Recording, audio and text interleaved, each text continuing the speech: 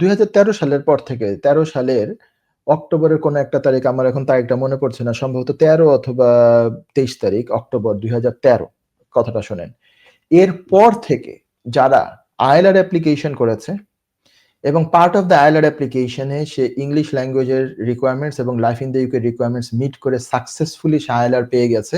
2013 সালের কথা বলতেছি, কিন্তু 13 সালের আগের অ্যাপ্লিকেন্ট আলাদা, 13 সালের অক্টোবরের পরের অ্যাপ্লিকেন্ট যারা, তারা যদি আইএলআর পায় লাইফ ইন দ্য ইউকে এবং বি1 দিয়ে, তাহলে পরবর্তীতে সিটিজেনশিপ অ্যাপ্লিকেশন সে যত পরেই করুক, 2 বছর পরে করুক, 5 বছর পরে করুক, আরো পরে করুক, তাকে আর লাইফ ইন দ্য ইউকে বি1 দিতে হবে না।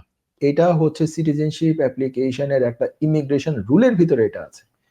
আপনার যেটা বলছেন, একটা হচ্ছে যে এখনো বি2 হচ্ছে রিকোয়ারমেন্ট না, বি2 রিকোয়ারমেন্ট হবে আগামী বছর, তাও আইএলআর এর জন্য, সিটিজেনশিপের জন্য নয় এখনো পর্যন্ত।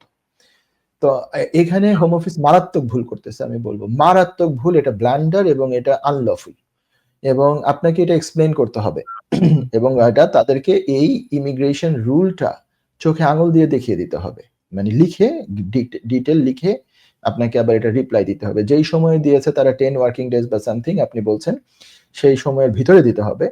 তো আপনার যদি নিজে করতে পারেন খুব ভালো, না হয় আপনি একজন ক্যাপাবল লয়ারের কাছে যাবেন, উনি এই জিনিসটা লিখে আপনার এটা ওদেরকে রিপ্লাই দেওয়া হবে।